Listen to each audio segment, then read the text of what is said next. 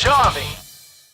Olá, você que já acompanha o Fala Jovem sabe que o nosso programa percorre todo o estado de Santa Catarina, aproximando os jovens do parlamento catarinense. No decorrer deste ano, visitamos várias cidades, reunimos deputados estaduais, professores, estudantes e artistas, promovendo música, informação e debate de temas importantes.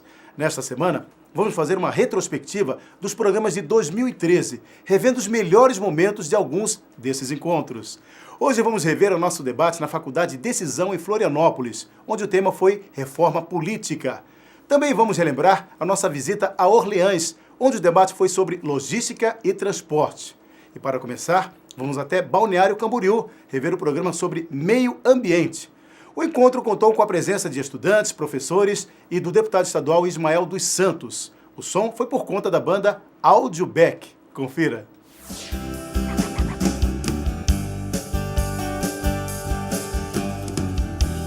Quando abriu aquela porta, sem olhar pra trás, o coração também lhe disse adeus para nunca mais. Você matou os sonhos, rasgou os planos e nem quis saber.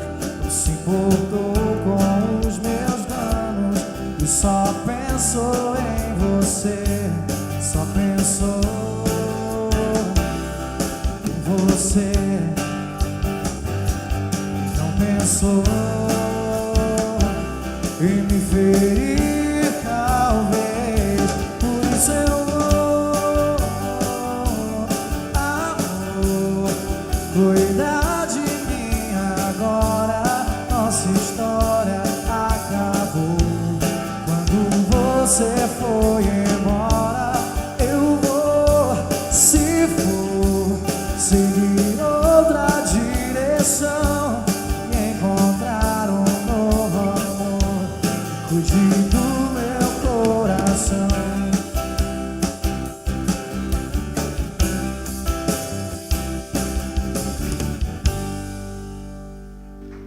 Olá, Santa Catarina, está começando mais um Fala Jovem, uma parceria da TVAL com a Escola do Legislativo Lício Mauro da Silveira, deputado Lício Mauro da Silveira. E hoje nós estamos na Sociesc aqui em Balneário Camboriú, com os alunos, os estudantes dos cursos de Segurança do Trabalho, Logística e Edificações. É isso? Obrigado pela presença de vocês. E hoje também nós temos um tema muito importante para debater aqui, com os acadêmicos e também com os nossos convidados. Nós temos aqui como convidado o deputado estadual Ismael dos Santos. Deputado, muito obrigado pela presença no Fala Jovem de hoje.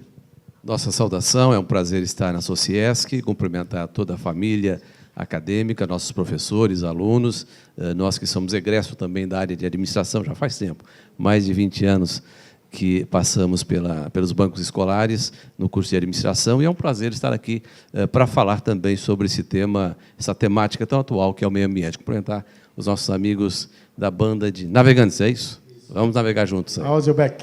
Audioback, obrigado pela presença de vocês de novo, hein? Mais um Fala Jovem. E também como convidado o professor Jairo Assunção, ele é coordenador do curso de administração aqui da Sociesc. Obrigado, professor, pela presença no Fala Jovem. Muito boa noite, deputado Ismael, a banda, meus queridos alunos do curso da Sociesc, de administração, ciências contábeis. É um prazer tê-los aqui na nossa casa. E o Fala Jovem hoje está debatendo aqui com os acadêmicos na Sociesc em Balneário Camboriú o tema meio ambiente. Olha, tramita na Assembleia Legislativa aqui de Santa Catarina o Código Ambiental. É assunto do momento, muita gente se comenta nas redes sociais, a própria mídia também. E a gente já começa o programa Fala Jovem com esse tema, perguntando para o deputado Ismael o que seria o Código Ambiental aqui em Santa Catarina, a sua atribuição e as dúvidas ainda pertinentes no dia a dia, deputado. Perfeitamente. A Assembleia Legislativa ela estabeleceu 3 grandes eixos de debates no ano de 2013. Mais de 200 projetos transitam pelo Parlamento todos os meses. Mas há 3 agendas que foram estabelecidas pela atual mesa diretora, entre elas o carvão mineral, questão ligada mais ao sul do Estado, a questão da Prevenção e do Combate às Drogas, comissão essa que eu sou presidente, e uma terceira agenda é exatamente o Código Ambiental de Santa Catarina. Como dizia, o Código Brasileiro nasceu em 65, portanto, lá se vão 48 anos. No ano de 2012, a legislação brasileira fez uma reformulação, uma adequação do Código Brasileiro, e, por isso, a Assembleia Legislativa, que tinha aprovado um código em 2012, está agora, no ano de 2013, fazendo essa nova adaptação, essa nova formatação, adequando com as propostas deste marco legislativo nacional, tentando adequar com a realidade local. Nós temos um país continental, não é? Com diferenças, com topografias extremamente difusas, e daí a necessidade de você poder trilhar e alinhar o Código Catarinense com o Código Nacional Brasileiro de Meio Ambiente. Com a gente também no Fala Jovem de hoje, o professor Jairo Assunção, que é coordenador do curso de administração da Sociesc. Como o deputado disse, essas adequações ao código, né, claro que reflete também a questão federal, questão estadual e municipal, é importante, né, professor? É muito importante. As empresas, ou elas se conscientizam, né, as organizações, ou se conscientizam da necessidade de reduzir a sua pegada ambiental, né, ou elas são impelidas em função de restrições, né, como o Código Ambiental, por exemplo, né. Na instituição, a gente conversa muito com nossos alunos, a gente trabalha muito essa questão do meio ambiente com nossos alunos, porque a gente entende que eles vão fazer parte vão assumir postos de gestão num período muito pequeno de tempo, né? 4, 5, 6 anos, nossos alunos devem estar assumindo postos de gestão e vão poder coordenar isso dentro das instituições, né? Então, o trabalho de conscientização do meio ambiente em relação aos impactos que a organização faz e tem junto ao mercado, junto ao próprio ambiente, né? Isso é trabalhado dentro das salas de aulas e em termos de conscientização, aliado ao poder público, né, que vai traçar as restrições, as barreiras que as empresas vão ter em função do tipo de produto e o tipo de impacto ambiental que ela está gerando no meio ambiente. Hoje aqui o Fala Jovem debatendo sobre meio ambiente. Entre os assuntos da teoria de Gaia, né, entre as afirmações que a teoria de Gaia fala e comenta-se muito, diz que o planeta Terra é um ser vivo. E, de acordo com esta teoria, nosso planeta possui a capacidade de autossustentação e é capaz de gerar, manter e alterar as suas condições ambientais. Isso tudo vai entrar no nosso tema aqui, durante todo o nosso bate-papo com os acadêmicos aqui da Sociesc, em Balneário Camboriú. Tem pergunta, já tem pergunta aqui da acadêmica. Seu Joyce, nome? Fala, jovem. Joyce. Joyce. Itajaí. Curso? Segurança do Trabalho. Para quem é a pergunta? Para o deputado. O deputado. Então, assim, eu moro no bairro Murta, bem conhecido hoje, porque está evoluindo muito. E eu, como moradora, e acho que deveríamos lutar, assim como eu venho lutando com a Associação de Moradores, para que essa evolução toda que está acontecendo lá, se acontecer mesmo, que fosse mais moderado, né? Porque chegaram no ano passado lá, fizeram uma reunião com os moradores, simplesmente dizendo que iam colocar as empresas lá, porque hoje a gente já tem muitos portos lá, está vindo agora o estaleiro, tudo visando o que vai vir lá na frente com o pré-sal. O desenvolvimento, né? O desenvolvimento. Mas daí a população esqueceram. Assim como já esqueceram lá atrás, quando colocaram uma fábrica de peixe. E hoje nós sofremos com a caatinga, né? E hoje, o que nós vamos sofrer? Porque chegaram lá, fizeram uma reunião com a Associação de Moradores, propondo para a gente que eles fechariam a única saída que o pessoal da Murta tem na época de enchente. Nós, automaticamente, não aceitamos. Mas agora, simplesmente, já foi aprovado e vai ser fechado. Então, isso não é um impacto para o meio ambiente e para a gente também? Deputado?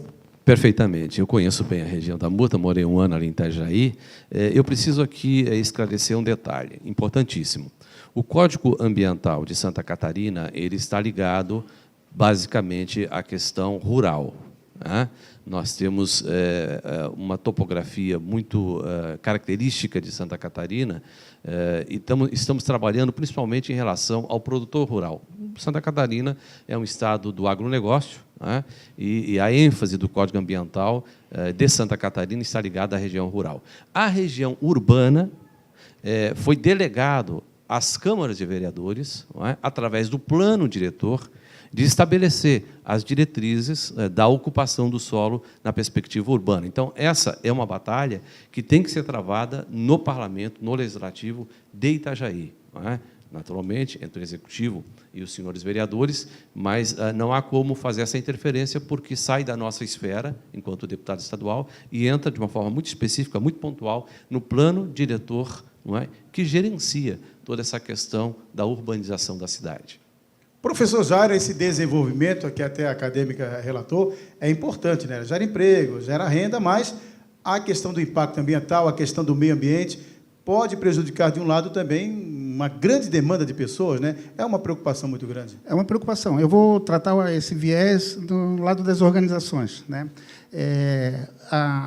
O controle, o relacionamento das empresas com seus stakeholders, que a gente chama, ou seja, todos que são afetados pela atuação da empresa e todos que afetam de uma maneira indireta a atuação da empresa, precisa ser trabalhado dentro da organização. Então, uma questão é administrar essa relação com os stakeholders, que é o entorno da organização, né? Em Cubatão, a gente teve situações há 20 anos, não é o caso da maioria de vocês aqui, né, que uma empresa se situa na região e o entorno dela começa a formar bolsões de pobreza e, de repente, a empresa não consegue mais se movimentar em relação a essa situação, né? Então, aí ela vem, junto com o poder público, junto com a empresa, administrar essa relação com os stakeholders. Então, o que está faltando, né, nesse caso, em diversos outros casos que a gente tem conhecimento, né, é a conscientização dos gestores em relação à importância da relação com seus stakeholders, que envolve a comunidade, a sociedade, as pessoas que fazem parte da empresa, os seus fornecedores, o seu público interno, etc. Falta justamente uma relação de administração com essas pessoas, né? E é claro que tem pergunta aqui dos estudantes. Tem pergunta, seu nome? Sim, meu nome Fala, é jovem. Cleiton. Boa noite. Boa noite.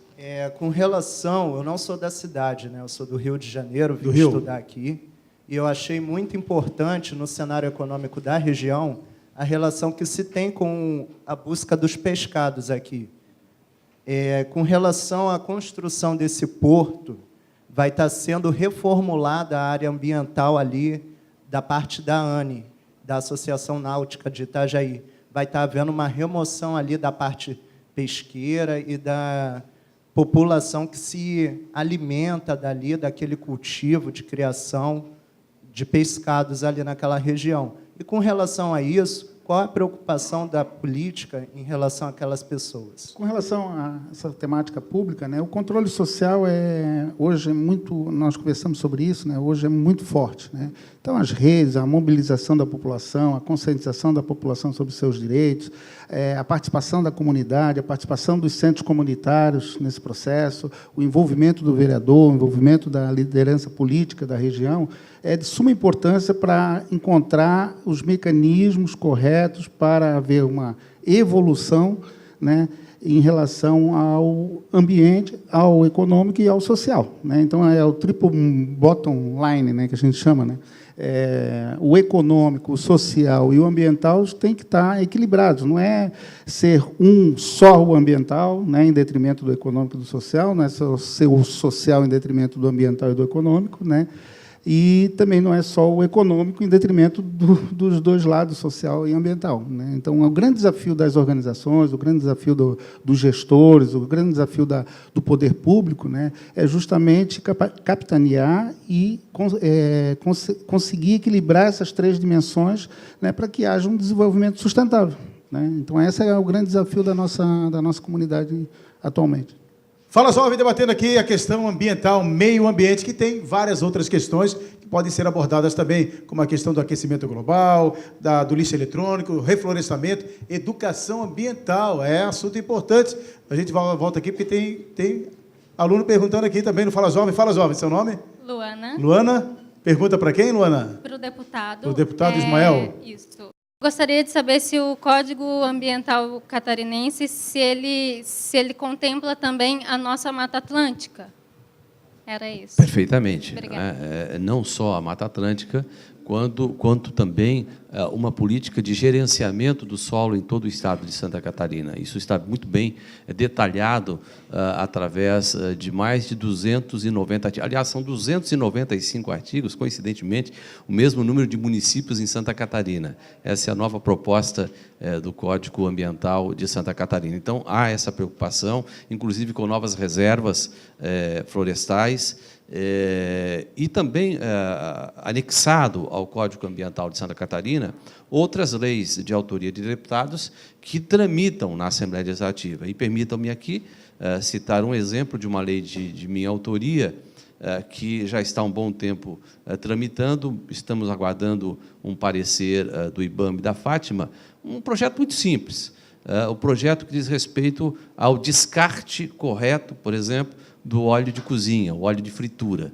Todos vocês sabem, hoje o Brasil consome por ano 3 bilhões de litros de óleo de cozinha. 3 bilhões ano. E 90% disso vai pelo ralo da cozinha, vai para o solo. E os cientistas estão aí para confirmar. Cada litro de óleo de cozinha contamina pelo menos 500 mil litros de água potável. E qual é o nosso projeto? Tentando, e assim entrando na educação ambiental, fazer com que aquela dona de casa, não jogue no ralo da cozinha, coloque na garrafinha PET, mas aí ela pergunta, para onde é que eu levo? Então, o nosso projeto vem nessa direção. Nós estamos obrigando os estabelecimentos que comercializam acima de 500 litros mês terão que ter um posto de coleta, certo? Para que a dona de casa, quando vá ao mercado comprar o seu novo litro de óleo de cozinha, já possa levar o antigo, e ter ali o descarte adequado. Então, é nessa linha que o Código está trabalhando. Professor Jairo? Complementando o deputado, a logística reversa. Grande desafio das organizações hoje. Então, essa empresa que produz essa quantidade, ela não só será responsável pela produção desse produto, mas pelo trazer esse produto de novo para dentro da organização e aí dar a destinação correta desse produto. Justamente, deputado, a preocupação dos acadêmicos, a gente percebe, dos estudantes, é a questão desses projetos das grandes empresas se instalarem no Estado. Mas existem projetos de impacto ambiental antes, até licenças ambientais, para que elas possam, de estudos na área, para se evitar qualquer impacto na natureza, não é isso? Nessa questão específica, eu posso falar com muita tranquilidade e serenidade, porque foram cumpridos todos os protocolos necessários nas 3 esferas, quer do IBAMA, da Fátima e mesmo a vigilância local. O que nos preocupa mais, e é claro, nós temos um estado hoje, Santa Catarina é 1% do território do país, 1%. E somos aí a 8ª economia do Brasil. É um estado, de fato, com amplas perspectivas de crescimento. E aí, quando você compara, por exemplo, com a China, a professora Assunção pode falar com mais legitimidade sobre isso, que tem um crescimento de 7%, 8%, 9%, nós estamos tentando aí no PIBinho, chegar no 1%. O que nos falta? De fato, a questão logística. E eu vou dar um exemplo aqui, BR-470, que todos nós conhecemos, que liga o oeste catarinense ao litoral. 40% da economia de Santa Catarina passa pela BR-470. A BR-470 há 40 anos, época do nosso Código Ambiental, transitava por lá cerca de 10 mil veículos. Hoje transita, média dia, 25, 30 mil veículos. E aí estamos com a duplicação, infelizmente, emperrada, dos primeiros 74 quilômetros, navegantes um pouquinho mais para frente de Indaial, chegando próximo ao rodeio, por uma questão ambiental. Não foi feito o devido rastreamento da fauna e da flora. Então, existem questões que nós precisamos avançar e dar agilidade, sem perder, é claro, essa perspectiva da sustentabilidade. Legal assunto sobre meio ambiente aqui na Sociesc, em Balneário Camboriú. Obrigado, deputado Ismael, por participar do Fala Jovem de hoje. Muito obrigado pela presença. Eu que agradeço, parabéns aí pela forma como comandou o programa, aos nossos amigos navegantes, professor Assunção, aos nossos acadêmicos. Queremos colocar o Gabinete 104 à disposição para sugestões, para fazer mais e melhor por Santa Catarina. E eu concluo falando do meio ambiente. Façamos a nossa parte por um Brasil cada vez melhor e mais justo. Obrigado. Obrigado, deputado. Professor Jairo. O Fala Jovem Retrospectiva 2013 vai para um pequeno intervalo. No próximo bloco, vamos rever o nosso encontro na Faculdade Decisão, em Florianópolis, onde estudantes, professores e o deputado sargento Amaury Soares debateram sobre reforma política. O Fala Jovem volta em instantes.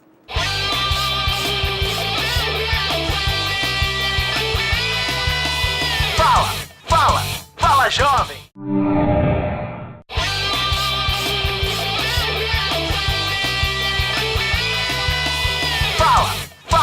Fala Jovem! O Fala Jovem Retrospectiva 2013 está de volta. Vamos rever agora o nosso encontro na Faculdade Decisão em Florianópolis, onde o debate foi sobre reforma política. O programa contou com a presença do músico André Chambarelli, estudantes, professores e a participação do deputado estadual sargento Amaury Soares. Confira. Hey, my baby, you ain't that nice. Turn a lifestyle into a paradise. Living on the beach and eating fish every day. Sweeping from the fruit, from the juice that she make. And she love me now. Why wouldn't she? I love my baby and my baby love me. And she love me now because I'm young and able. She love me cause what I bring to the table. Thank you, ma'am, I do adore. This ain't the first time I've been here before, and getting easier with every task. It's not the first time and it won't be the last. So thank you, ma'am, for what you've done. I don't know where I'm going cause I found just where I'm from.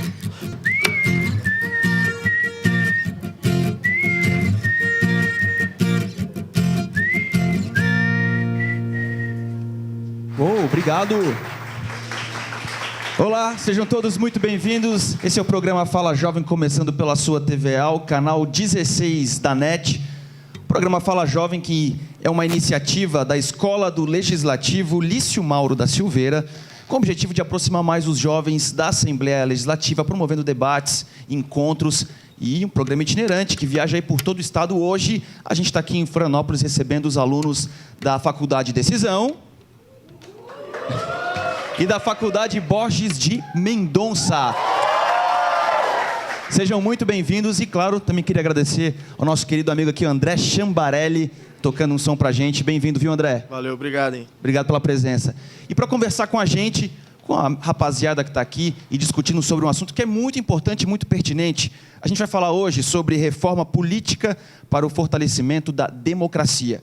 E para conversar e debater esse assunto com a gente, com os estudantes que estão aqui hoje, dou as boas-vindas ao professor Renato Medeiros, que é professor de matemática financeira, e também para conversar com a gente eu recebo aqui o deputado sargento Amaury Soares, que não é a primeira vez que está aqui, né, deputado? Seja bem-vindo, muito obrigado por estar aqui de novo com a gente. Valeu, Zé Brites, obrigado a vocês da TVA, a toda a equipe que está aí fazendo esse trabalho, cumprimentar o professor Renato, o André, todos os jovens, né, que estão aqui na noite de hoje.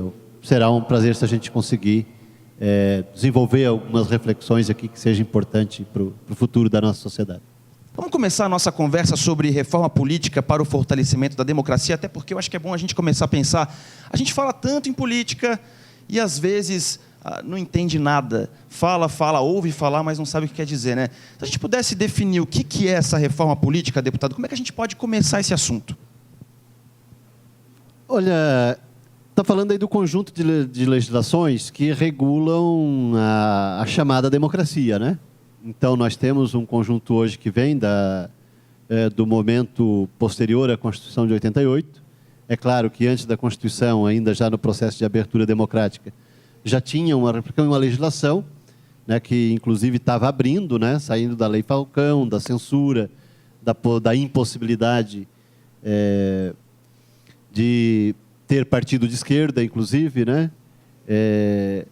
Da impossibilidade de registro de diversas agremiações partidárias. e aí, a partir de 1988, da Constituição, uma abertura maior, né? E uma abertura que talvez tenha criado também distorções, né? Não pelo exagero da abertura, né? Mas pela possibilidade que se encontrou, talvez até de bagunçar a política, né?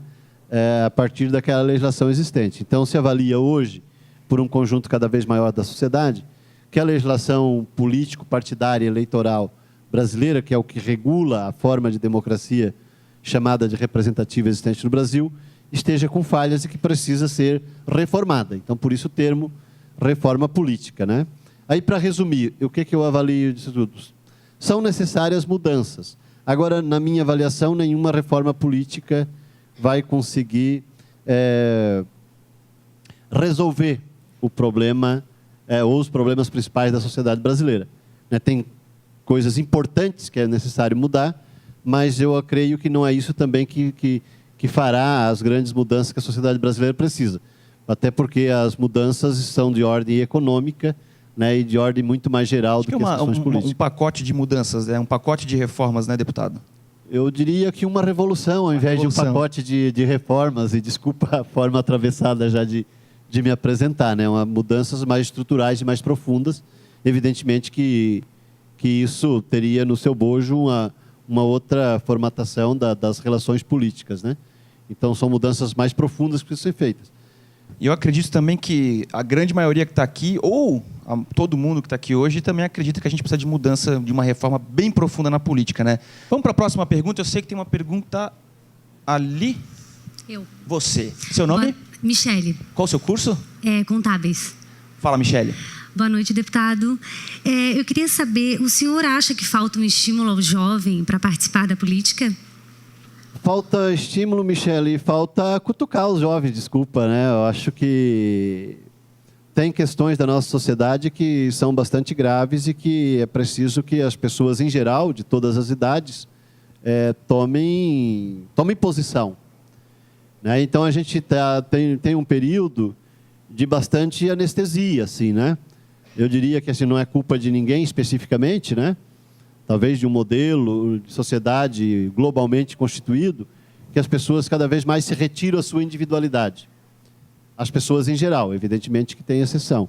Então, todo mundo constrói a sua perspectiva pessoal, familiar, né? E as questões de interesse coletivo ficam sempre, talvez, para o dia que dê tempo, né? Então, esse é o elemento essencial da falta de participação, não do jovem, de todos, né? De toda a sociedade. A pergunta da Michele foi muito pertinente, porque se ela pergunta se a gente acha que falta estímulo para o jovem ou não, eu queria saber muito a opinião do professor Renato, porque você convive diariamente com seus alunos, com a juventude. O senhor acha que falta estímulo para eles? Como que é o retorno? Como que é o tema política no meio dessa galera toda?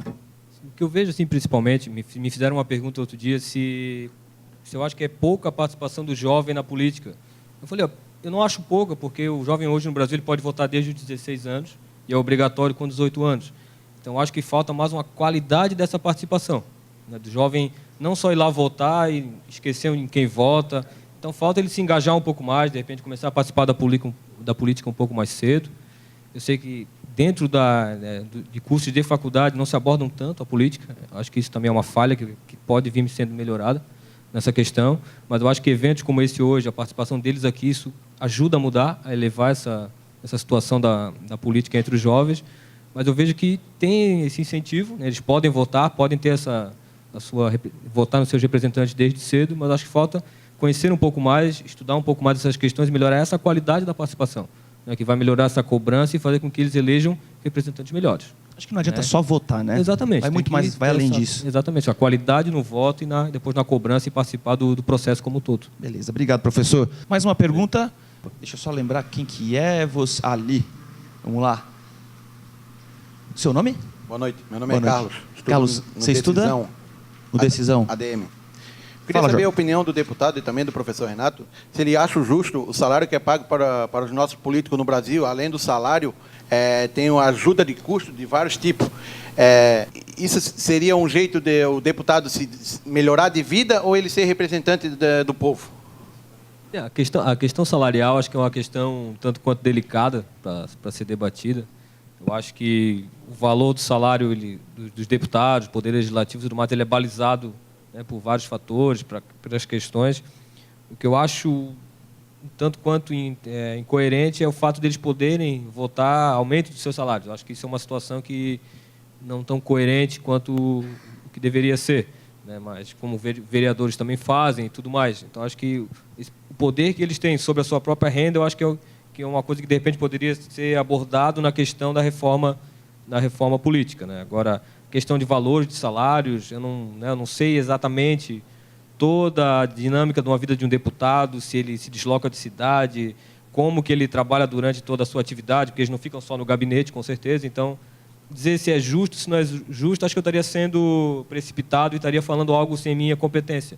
Mas eu acho que a questão de o que eu vejo que me incomoda às vezes é o poder que eles têm sobre a sua própria renda. Acho que deveria ser votado por uma outra casa ou por um poder, alguma coisa que seja diferente, que não dê eles tanta essa autonomia total. Mas então, de repente, se o deputado puder me ajudar nessa questão. Disso? Eu tenho votado contra todo aumento de salário, benefício pecuniário, de etc., para os deputados, para os desembargadores e para os promotores. Eu acho que é demais, defendo outra forma de sociedade e outra forma de regulação disso. Política para o fortalecimento da democracia. A gente também foi às ruas para saber a opinião dos jovens sobre esse assunto, então vamos dar uma olhada. Uma reforma política, ao meu ver, são mudanças pontuais no modo de como é feito, como se dá a política hoje no Brasil. Acabar com a reeleição, acabar com o voto a cada 4 anos. Muitas leis estão totalmente desatualizadas. Pode falar sobre reforma política, ser reforma do sistema eleitoral, do sistema dos 3 poderes, como eles se relacionam. A melhor forma da população participar do processo político é conhecer bem o seu candidato. Acho que a população está muito carente de manifestar as suas indignações, né? E eu penso que é isso, né? As pessoas têm que procurar formas de se engajar politicamente para que ela possa mostrar de fato a sua cara, né? E, inclusive, propor formas de mudança. Acho que a internet ela é um mecanismo bastante proveitoso para poder cobrar e para poder estudar mais sobre o assunto da política. É um lugar de acesso universal, então eu ganho uma abrangência bem maior, eu acho que é bem importante. E eu vejo muito mais as pessoas tendo voz ativa lá do que falando sobre essas coisas, sobre mudança ou alguma coisa assim, efetivamente junto. A participação do jovem na política ela vem crescendo, apesar da dificuldade que o Brasil tem em questões de educação. Mas eu vejo um ponto positivo aí, que a gente está começando a ter uma noção de o quanto é importante a política para a nossa sociedade. A gente está num sistema em que é obrigatório o voto, então isso desestimula a participação do jovem que se acomoda em estar votando e deixa de ter uma participação além do voto. Tem que quebrar aquele gelo que a política é ruim. A gente tem que ficar cada vez mais junto com eles para dizer o que a gente gosta, porque a gente é o futuro. Pois é, respostas bem divergentes aí na nossa enquete. Eu quero estar lá atrás. Você pode levantar, por favor? Seu nome? Estela. Estela. Qual que é o seu curso, Estela? ADM na Borges também. ADM na Borges. Fala, jovem. Boa noite, deputado. Boa noite, professor. Deputado, eu estou vendo que durante todo o seu discurso você tem falado muito da participação da população. E aí muitas vezes você repete a frase de que quem está lá não quer sair. Logicamente que a gente sabe que as pessoas que estão lá não querem sair hoje, claro que não vamos generalizar, mas a maioria delas pelas quantidades de benefícios que as pessoas que lá estão possuem. E aí eu questiono, até que ponto todos vocês que estão na política ativamente, que foram eleitos por nós, participam da nossa vida? E defendemos a tese de que vocês utilizam o SUS, seus filhos estudam em escolas públicas.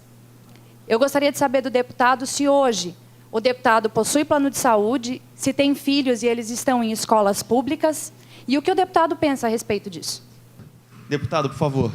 Estela, é o seguinte, eu, como já tinha, continuo tendo plano de saúde. Né? Sou servidor público, estadual, policial militar, tenho plano de saúde, que é o SC Saúde. Né? Quem aqui é servidor público estadual sabe que pode ter esse plano de saúde. A minha filha, que terminou o 2º grau há uns 4 anos atrás, 5, terminou aqui no Instituto Estadual de Educação. Aliás, sempre estudou em escola pública, né? E, claro, a Majante não era deputado, né? Mas, inclusive, os 2 últimos anos, 2º e 3º anos no 2º grau, no chamado 2º grau, ela fez no Instituto também e eu já era deputado. Mas eu concordo contigo. Se tivesse uma lei, se eu tivesse no Congresso Nacional e alguém dissesse assim, ó, representante da sociedade, né? Ou eleito ou em cargo em comissão, tem que usar o Sistema Único de Saúde e ele ou seu familiar tem que estudar em escola pública, eu votaria com certeza. Não é para fazer demagogia que eu estou falando isso. Né? Posso até fazer o projeto na Assembleia Legislativa, mas quem está aqui da Assembleia e vive por lá sabe que é inconstitucional, né? Não passa. Mas o Congresso poderia fazer, né, passar isso. Teria o debate também da constitucionalidade ou não, do direito do indivíduo, teria tudo isso aí que entraria na conversa. Né? Mas eu estaria favorável, inclusive porque sei que é a partir dessa forma que os gestores, que os representantes públicos teriam mais compromisso com a saúde pública e com a educação pública. Mais uma pergunta. Seu nome? Fabiano. Fabiano, qual que é o seu curso? Isso, eu sou professor do curso de Administração, Faculdade de Decisão e Borges de Mendonça. Né? É jovem ainda, né? Sempre. Então fala jovem. Então, deputado e professor Renato, pesquisas do Fórum Econômico Mundial da ONU trazem a informação de que as instituições que mais inspiram confiança no mundo são as organizações não governamentais, as ONGs. Por sua vez, as instituições políticas são as que menos inspiram confiança. A minha dúvida, ou o que eu gostaria de saber, era a opinião acerca dessa desconfiança que a população tem nos políticos, tanto do professor quanto do deputado, e saber se passa pela reforma política, ou se a reforma política não deveria passar pela reforma dos políticos. Vamos começar com o professor, pode ser? Ótima pergunta. Então, Fabiano, a minha opinião, principalmente na questão da confiança nas ONGs, eu vejo muito porque nós temos muitas ONGs ativas que fazem ótimos trabalhos, e eu vejo que no Brasil ainda tem algumas pessoas que pensam que, às vezes, o lucro é uma coisa ruim. Então, acho que até pelas ONGs não gerarem lucro, não trabalharem para isso e terem fins sociais, que elas tenham uma aceitação muito maior e busquem essa questão de confiabilidade. Mas a gente também vê que tem várias ONGs que descobrem problemas e tudo mais, mas não altera e que não deve alterar realmente o processo de confiança em ONGs, que eu acho que fazem ótimos trabalhos e estão nessa linha.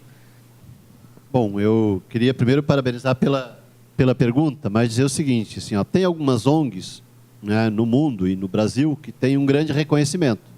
E talvez daí o resultado da pesquisa. Mas dessa coisa que é a desconfiança na política, as ONGs não estão isentas. Funcionam no Brasil e no mundo como lavanderias, inclusive como caixa de campanha eleitoral. Mas concordo também, por que os políticos estão em baixa, né? Estão em queda? Ou reformar a política ou os políticos, né? Não dá de reformar os políticos. Tem que substituí-los quando for necessário e aqueles que for necessário. Talvez o melhor reformatório para reformar os políticos, permita já fazer um trocadilho, o melhor reformatório para muitos políticos seria, né, fazer uma cerca e botar guarita e sentinela, né, em alguns lugares. Alguns lugares, vamos dizer assim, de forma genérica, né? Mas a gente vê no Brasil muita coisa que é digno de prisão, né? Mas eu queria agradecer muito a presença de vocês. Professor Renato, obrigado pela presença e pela disposição por estar aqui com a gente. Trouxe aí seus alunos muito animados e com bastante perguntas interessantes, né? Eu acho que essa oportunidade de trazer a comunidade acadêmica para debater a política, debater esses assuntos, principalmente com a personalidade pública e política, como um deputado que tem muito a contribuir para a gente, passar... Porque a gente, né, sabe o que é um deputado, mas às vezes desconhece muito do trabalho, da situação, como eles vivem, pressões que eles exercem e tudo mais. Deputado Sargento Amaury Soares, também muito obrigado pela presença, mais uma vez aqui com a gente. E o senhor sabe, as portas são sempre abertas aqui. Debrites, agradecer a oportunidade a todos vocês, né, que produzem esse programa importante, né, fazendo um programa, ajudando a fazer um programa de televisão. nós estamos à disposição para debater esse e outros assuntos na faculdade, né, nas faculdades ou com vocês individualmente, como queiram, porque eu gosto de fazer esse debate, né? Essa é a função do Fala Jovem. Aliás, se você quer levar o Fala Jovem para a sua cidade, para a sua universidade, para você também conversar com a gente, discutir, debater, é muito fácil. Você pode entrar em contato com a Escola do Legislativo Lício Mauro da Silveira. O telefone é o 48-3221-2828, ou também pelo e-mail que aparece aí na sua tela. Vai ser um prazer a gente ir até a sua cidade, conhecer você e conversar um bocado. Galera, muito obrigado, valeu, até a próxima. O Fala Jovem Retrospectiva 2013 vai para um pequeno intervalo e volta com os melhores momentos de mais um encontro, desta vez em Orleans, onde nos reunimos na Unibave para debater sobre logística e transporte. O encontro contou com a presença de alunos, professores e do deputado estadual Dóia Guglielmi. Fala Jovem, volta já.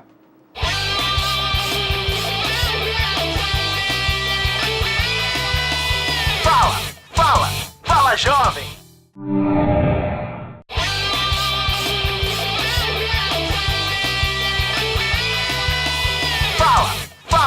Fala Jovem!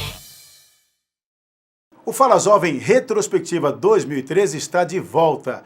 Vamos rever nesse último bloco o nosso encontro na Unibave em Orleans, onde o tema do debate foi logística e transporte. O programa contou com a presença de músicos locais, estudantes, professores e a participação do deputado estadual Dóia Guglielmi. Confira. Encarar a vida do jeito que ela é e ficar de pé. Encarar a vida do jeito que ela é e que nunca nos falte esperança pelos dias melhores. Pelos dias melhores por todos nós.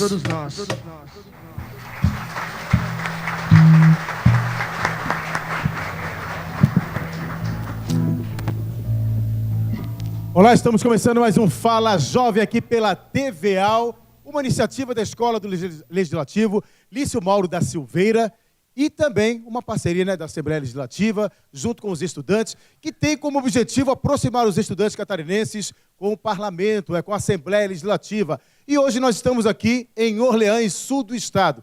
Vamos debater aqui com os nossos convidados especiais, com os estudantes, um tema bem atual: logística e também transporte na região sul. Olha, hoje nós estamos aqui com os estudantes no Centro de Convivência da Unibave, com os estudantes de Administração, Ciências Contábeis e Engenharia da Produção. Tudo bem, pessoal? Legal? Que bom. E o tema vai ser muito importante, que nós vamos debater e discutir, né? Já estamos numa região muito importante, tem os gargalos que acontecem aqui no Sul, é uma situação complicada, a questão de logística, e vai ser o debate durante a noite de hoje, é claro, com a sua participação. Lembrando que você pode levar também para a sua cidade o Fala Jovem, você de qualquer lugar de Santa Catarina. Entrar em contato com a Escola do Legislativo, o telefone vai aparecer no seu vídeo, entre em contato com a Escola do Legislativo, ligue para lá, quem sabe a gente vai na sua cidade também levar aí o Fala Jovem, trazendo um tema atual para discutir com os convidados e também com os estudantes. Olha, nós estamos aqui do Centro de Convivência, temos aqui 2 convidados especiais. Quero agradecer aqui a Banda Catarina, valeu, banda, beleza? Parabéns pelo som, bem animado. Nós estamos aqui com o professor Dimas, né, o professor Dimas Ailton Rocha. Obrigado, professor. Professor é coordenador do curso de Engenharia de Produção, aqui mesmo da Unibave. Temos também aqui um convidado muito especial. Quero agradecer aqui a presença do deputado Dóia. Obrigado pela presença, mais uma vez aqui, participando junto com a gente do Fala Jovem. Deixa eu começar aqui perguntando para o professor, mas antes, olha, muito se fala, né, nessa questão da logística, na questão do transporte na região sul. E quando se fala em logística, a gente tem um tema que lembra muito as guerras, né? Tem um general estrategista, um filósofo chinês, o Sun Tzu, que inclusive ele é muito famoso por um livro, né, A Arte da Guerra. E o livro diz o seguinte, olha só: a linha entre desordem e ordem está na logística. E justamente isso, professor, que eu gostaria de fazer uma pergunta para o senhor que é um especialista também nesta área, que pode abordar para a gente aqui no programa Fala Jovem de hoje a respeito logística, transporte na região sul. Bom, como você acabou de falar, logística nasceu da área bélica, da área militar. E qual era a função principal dessa disciplina, desse conhecimento, dessa área do conhecimento? Era fazer com que as frentes de batalha suprissem todas as necessidades de apoio para que as tropas avançassem e chegassem aos seus objetivos. Óbvio que não é isso que a logística que se espera hoje dos sistemas produtivos, né, nem das empresas. Mas, infelizmente, todas as evoluções nessa área vieram dessa origem. Então, a gente não pode falar de logística sem falar disso. Em relação ao sul catarinense, eu diria que nós hoje representamos um dos maiores gargalos do Brasil e, por que não, do Mercosul. Nós temos hoje praticamente 2 corredores completamente estagnados, que é a BR-116 e a BR-101. BR-101, todos nós aqui, sem comentários, não precisamos nem falar do problema que está sendo há mais de 2 décadas, 3 décadas. Quando eu nasci, a gente já tinha esse problema, e eu já não sou tão novinho assim. Então, isso é um gargalo complicadíssimo para nós. Não adianta nada nós trazermos indústrias e tudo mais, não ter como escoar. Nós resolvemos todos os problemas de ordem tecnológica, em termos de informação, em termos de formação. Nós hoje estamos numa universidade aqui no pé da serra, que forma engenheiros de produção, que forma administradores, contadores, advogados e várias outras profissões. Então, nós estamos resolvendo os nossos problemas, os nossos gargalos de tecnologia, de formação, e estamos pecando no principal atributo da logística, digamos assim, que seria a parte de transporte, a parte física. Como que nós vamos produzir se a gente não tiver como fazer isso chegar lá na ponta, no cliente, né? E a revolução industrial aconteceu justamente quando os padrões de consumo mudaram. Quando o homem deixou de ser um homem artesanal e passou a ser um homem de produção, de processo, né? Foi quando foram criadas as indústrias e se criou a necessidade de levar todo aquele excesso de produção para uma população muito maior e muito mais abrangente. Então, enquanto nós não resolvemos esses problemas, o sul catarinense vai estar desamparado. Felizmente, parece que agora as coisas estão dando o ar da graça em relação aos investimentos nessa área, de forma tardia, é bom se frisar isso, né? Porque nós temos toda a nossa base produtiva transportada em cima de caminhões, é um contrassenso num país continental, né? Enquanto os países desenvolvidos têm toda a sua base de transporte pesado em cima de trens e navios, nós temos uma costa com mais de 9.000 quilômetros, e utilizamos muito pouco do transporte de cabotagem, por exemplo, que é esse transporte como se fosse uma linha de ônibus pelo mar. Nós usamos muito pouco de cabotagem. Países como a Argentina utilizam muito mais cabotagem que a gente, tem uma costa muito menor que a nossa. E transportamos tudo em cima de caminhão. É um completo contrassenso. Tá? É óbvio que a história tem muito a ver com isso. Nós não sabemos ainda como explicar, existem várias teses para isso, mas a gente precisa resolver isso. Então, com a palavra, os nossos legisladores que podem pressionar os governos a melhorar essa condição. O nosso convidado, agradeço mais uma vez aqui o deputado Dóia. Deputado, justamente ele estava falando a respeito do escoamento da produção. A gente sabe que os 3 estados do Sul, Paraná, Santa Catarina e Rio Grande do Sul, o maior gargalo de acesso dos 3 estados, que representa mais ou menos 17% do produto interno bruto brasileiro, é a região sul do Brasil. As 3 entidades principais, que é a Fiesc, a do Rio Grande do Sul e do Paraná, fizeram uma pesquisa e criaram um projeto, o Sul Competitivo. E o maior problema desse escoamento dessa produção está justamente no gargalo aqui nessa região. Como é que o senhor avalia isso? Dino e professor Dimas e os acadêmicos, isso é histórico, né? No sul do estado. Se nós analisarmos e voltar um pouco ao passado, e eu faço questão de 2 minutinhos colocar essa introdução, porque ela vai se falar da Unibave. Eu quero dizer para vocês que aqui tem uma grande historiadora que escreveu um livro, 1987, Sara Regina Souza. Ela contou a saga, um sonho, na verdade, da ferrovia Dom Pedro I, que isso ligava a província ainda de Rio Grande do Sul, São Pedro, ao Esteiro, que hoje é o nosso Florianópolis.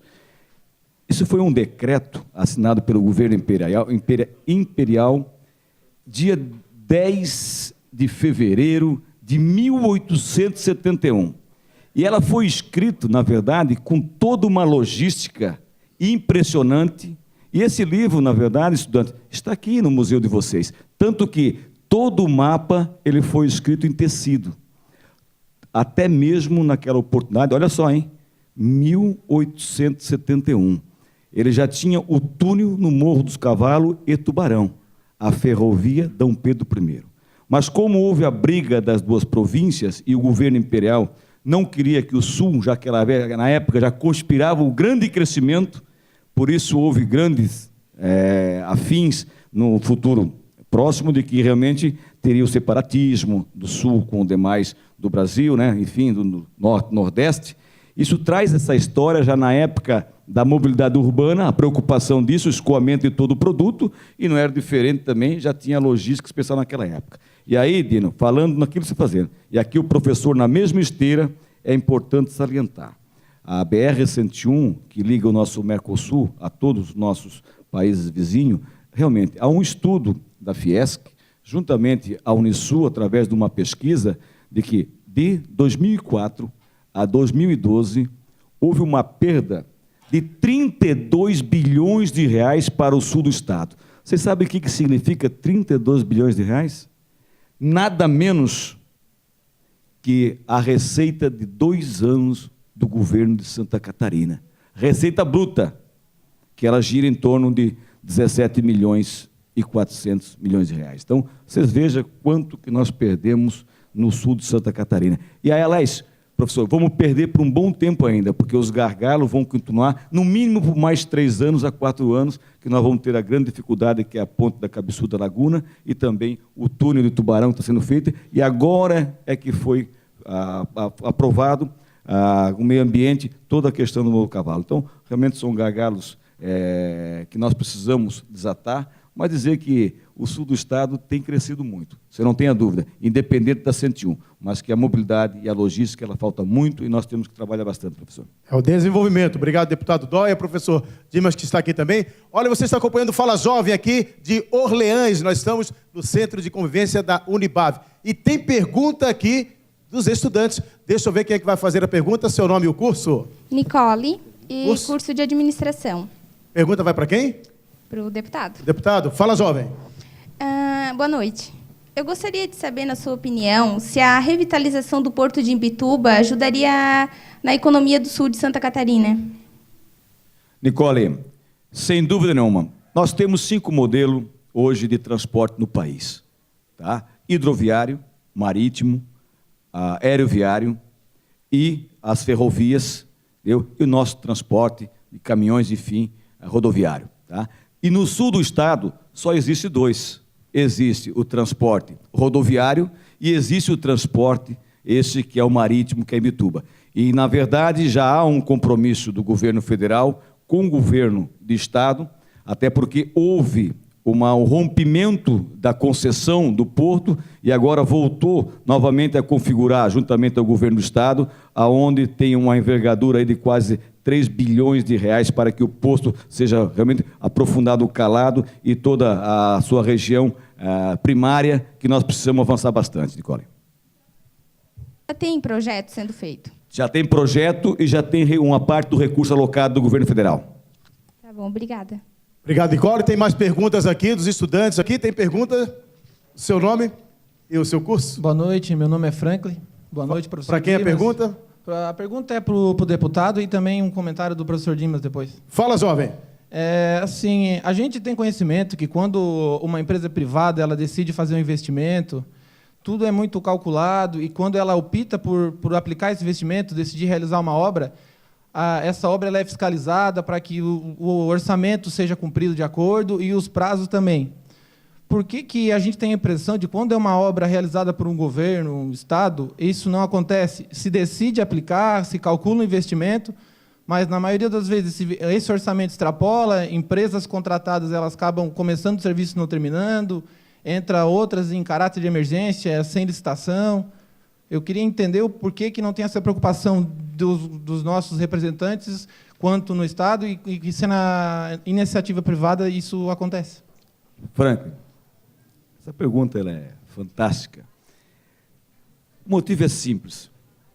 A iniciativa privada, ela determina o seu caixa, almeja o que quer fazer, contrata a empresa que é conhecida e que sabe que vai fazer, tem o valor, tem o terreno, tem o material, faça a obra e determina o cronograma, ela termina antes do cronograma que foi determinado. O Estado, o município e a União, a legislação, a 866, ela não te permite tu contratar a empresa. Tu tens que ter uma licitação com valor calculado pela engenharia, tem o teto do município, o teto da União, como também tem o teto do município nessa obra, que seja lá a rodovia, seja a escola, seja ela uma ponte. Tá? E o que acontece na maioria das vezes? Uma ponte está orçada em R$120 mil. Participa 10 empresas. E quando é uma licitação, é o menor preço que vai fazer a obra.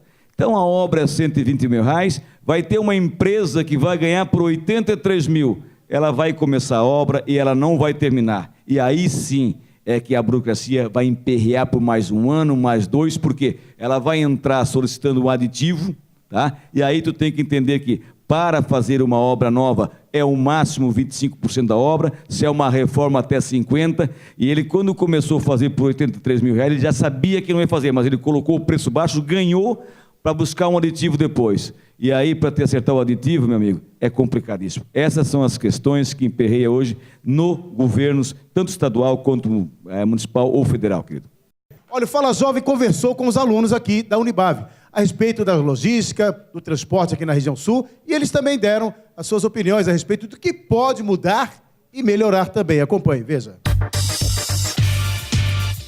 Transporte e logística é toda ou qualquer movimentação, tanto de produto quanto de serviço, né? E também a logística é a parte interna de uma indústria de movimentação de estoques, de todo o processo produtivo de uma fábrica. E a gente tanto tem que usar logística dentro do nosso planejamento para ratear custos, ratear preços. Logística é tu conseguir entregar teus produtos no momento certo, na hora certa, na quantidade certa. O transporte, então, ele é um meio de se fazer isso.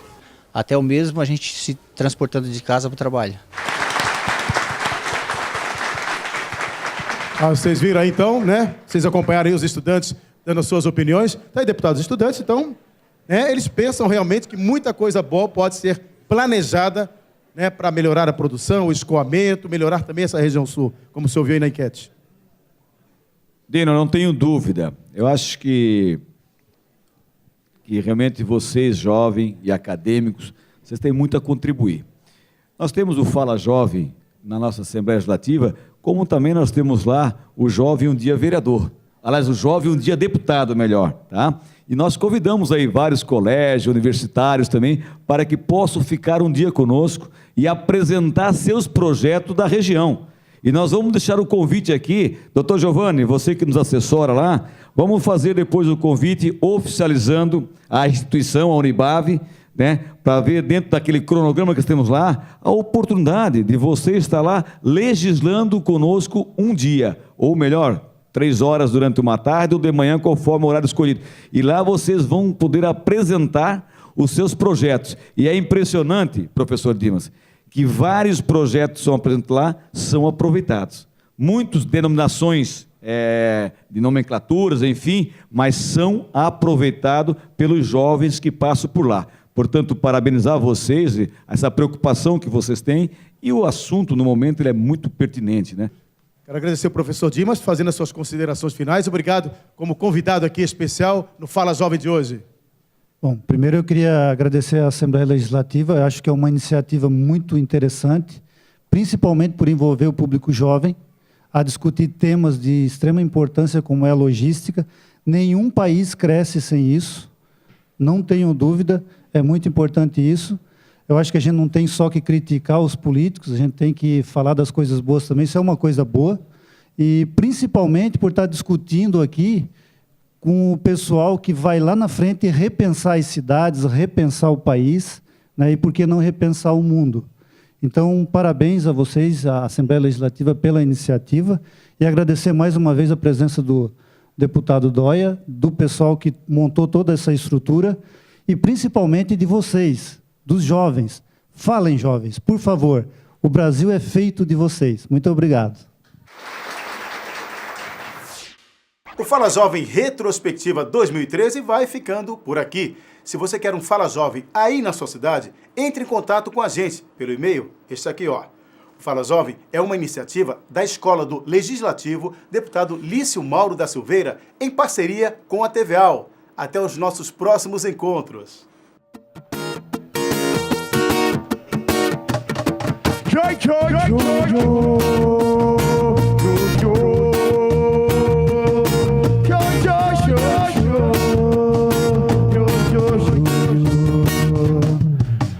A todo instante, dedicando diariamente, sem saber se onde vai chegar. É difícil de entender. É difícil de explicar. A todo instante, dedicando.